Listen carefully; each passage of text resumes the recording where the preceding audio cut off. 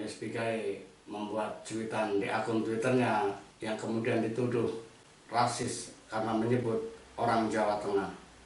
Jangan percaya orang Jawa Tengah, Jokowi dan Ganjar. Mereka merampok kekayaan kita, mereka bunuh rakyat Papua, injak-injak harga diri bangsa Papua dengan kata-kata rendahan, rasis, monyet, dan sampah. Kami bukan rendahan, kita lawan ketidakadilan sampai tidak penghabisan. Cuit Natalis Pigai yang kemudian menyebar di jejaring media sosial dan juga menjadi pemberitaan di media-media mainstream. Sebagai orang Jawa Tengah yang kebetulan lahir di Jawa Tengah, meski kini tinggal di Jakarta, saya termasuk yang tidak tersinggung dengan ucapan Natalis Pigai, karena menurut saya frasa yang ditulis tidak spesifik menyebut sebagai orang Jawa Tengah dalam pengertian secara keseluruhan. Namun Jokowi dan Ganjar sebagai orang Jawa Tengah, itu yang saya tangkap. Sama seperti kita menyebut Natalis Pigai orang Papua, atau orang Papua Natalis Pigai, kan sama, konteksnya sama, artinya seseorang, karena ada disebutkan namanya setelah Jawa Tengah kemudian ada nama. Beda hal ketika hanya menyebut orang Jawa Tengah. Jangan percaya kepada orang Jawa Tengah karena orang Jawa Tengah rasis. Nah, misal kalimat seperti itu sudah rasis, tidak boleh. Namun demikian kita pun menyesalkan cuitan Natalis Pigai karena mengandung banyak tafsir, multitafsir, sangat multitafsir, bisa ditafsirkan dari sisi manapun. Ketika kita mengatakan itu rasis, bisa juga dengan perspektif seperti dalam klarifikasi yang disampaikan Natalis Pigai, orang-orang yang memang memandang dia sebagai tokoh yang dibenci misalkan, artinya melihatnya dari sudut kebencian. Tetapi kalau kita melihat dari sudut bahwa dia juga penggiat HAM, anti rasisme, dan pernah menjadi korban cuitan-cuitan bernada rasisme, saya percaya Natalis Pigai tidak bermaksud melakukan cuitan bernada rasisme.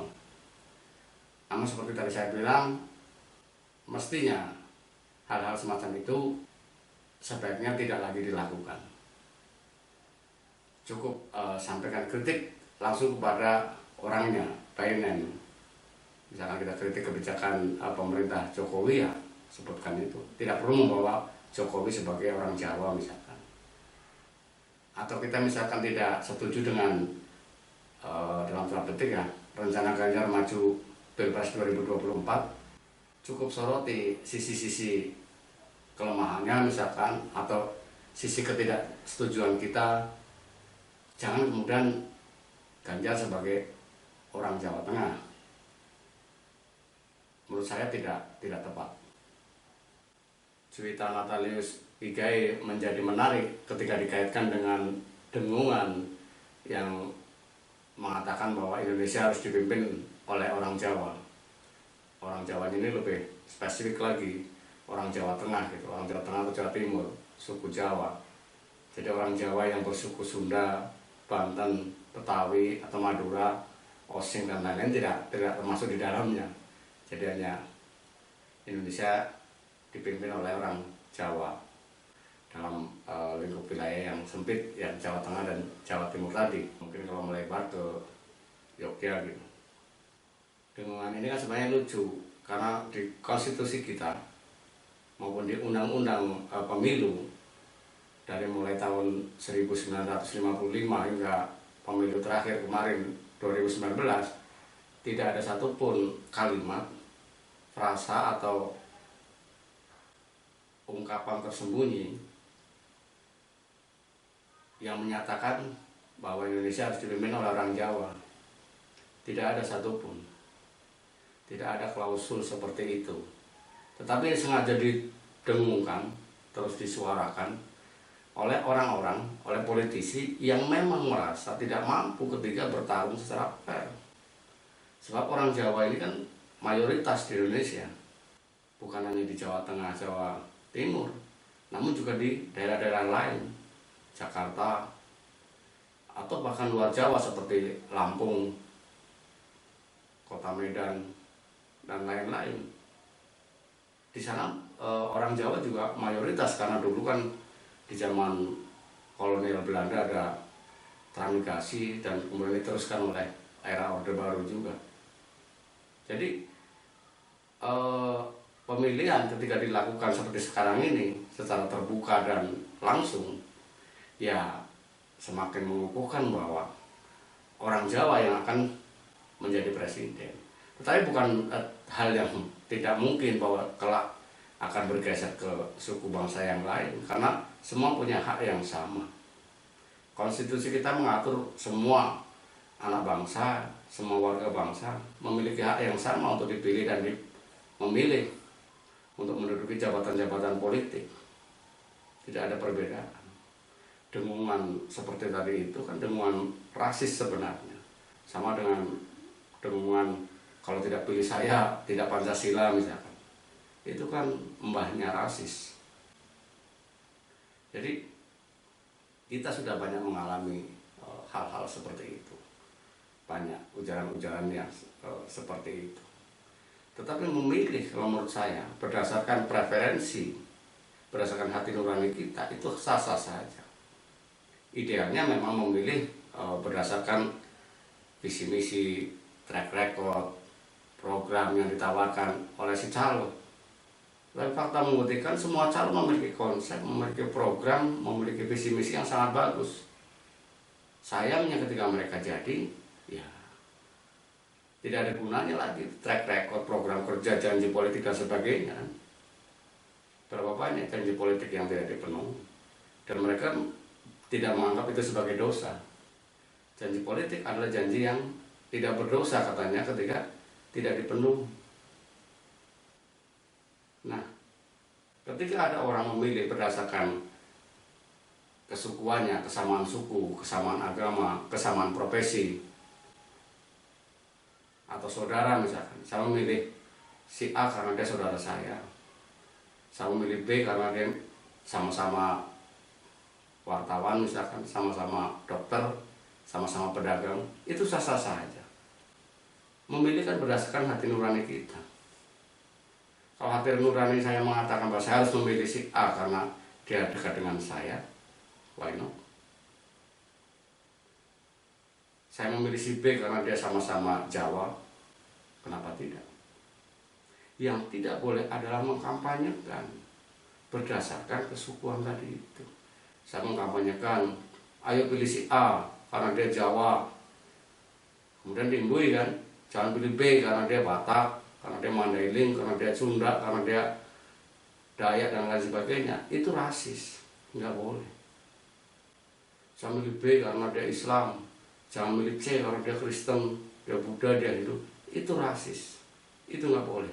Tetapi kalau dalam bilik kemudian saya menggunakan hati nurani saya berdasarkan preferensi politik saya, berdasarkan kedekatan profesi, kedekatan kesukuan, kedekatan agama dan lain sebagainya, itu sah-sah saja. Dimanapun di dunia ini, mayoritas pasti yang memimpin. Boleh cek negara-negara demokratis di dunia ini. Kita ambil contoh India misalkan. Sehebat apapun program yang ditawarkan, calon yang tidak beragama Hindu berani bertaruh, pasti tidak akan menang. Apakah kemudian orang India, orang Hindu rasis? Ya tidak. Mereka kan memilih pemimpin yang dekat dengan dirinya, yang akan melindungi dirinya, yang akan membantu keluar dari persoalan-persoalan yang dihadapi. Itu wajar. Sesuatu yang wajar, sesuatu yang normal. Sepanjang itu tadi tidak dikampanyekan. Ada memang di Lampung dulu, ada pilkada pertama, pilkada secara langsung, pilgub. Itu ada Jawa calonnya, Umar Sono namanya. Ada kemudian Lampung, Sarudin ZP dan lain sebagainya. Kalau secara statistik jumlah penduduk berdasarkan suku, itu menang calon Jawa mestinya kan. Karena penduduk Jawa di Lampung waktu itu, orang Jawa di Lampung waktu itu sekitar 60%. Lampung hanya sekitar 20-30%. Tetapi apa yang kemudian terjadi? Yang menang ternyata Saharudin ZP, yang orang Lampung. Artinya apa? Pemilih Jawa di Lampung sudah memiliki kesadaran bahwa memilih tidak lagi hanya berdasarkan kesukuannya, dan itu sudah bagus. Tetapi di daerah lain yang memilih karena berdasarkan kesukuannya, itu juga tidak jelek. Sepanjang harus digarisbawahi, tidak berdasarkan kebencian, tidak mengkampanyekan keburukan. Jadi kita akan menghadapi hal-hal seperti itu. Ketika Natalius Pigai mencuit tentang Ganjar misalkan, kalau misalkan dia tidak suka Ganjar akan maju, mestinya yang dijadikan tolok ukur itu bukan karena dia orang Jawa Tengah, tetapi misalkan seperti disampaikan kan, karena tidak akan berpihak kepada rakyat Papua dan sebagainya, itu sah-sah saja. Itu politik, kebijakan, program kerja. Tapi ketika cara pilih Ganjar karena dia orang Jawa Tengah, nah itu rasis. Tidak boleh hal-hal seperti itu. Mengkampanyekan orang tidak untuk dipilih karena alasan agama, karena alasan kesukuan,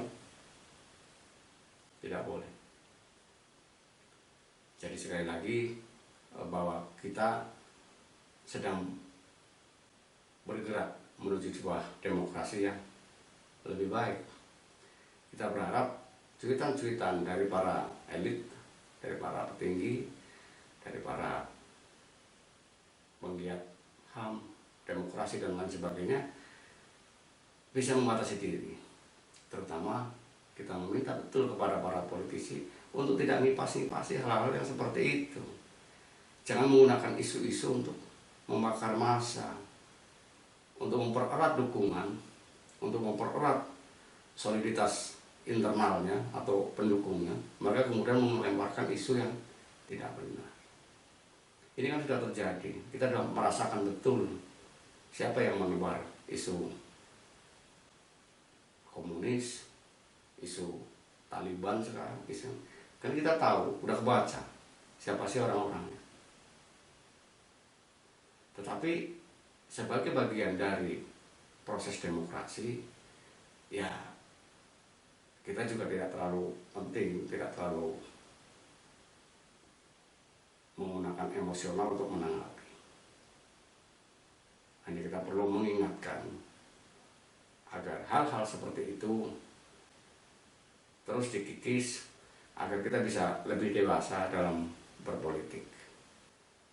Untuk mencapai tataran ideal sebuah negara demokrasi, itu membutuhkan waktu yang panjang. Inggris yang mayoritasnya Kristen Protestan, itu baru ada wali kota Muslim setelah sekian abad. Baru di tahun 2015 kalau nggak salah, itu baru ada wali kotanya Muslim di kota Londonnya. Perdana Menterinya belum. Apakah orang Inggris rasis? Tidak. Ya itulah bagian dari proses demokrasi tadi. Jangan mudah menuduh orang rasis, intoleran, tidak Pancasilais dan sebagainya. Ungkapan-ungkapan yang sangat-sangat tidak mendidik dan harus kita hindari. Terima kasih.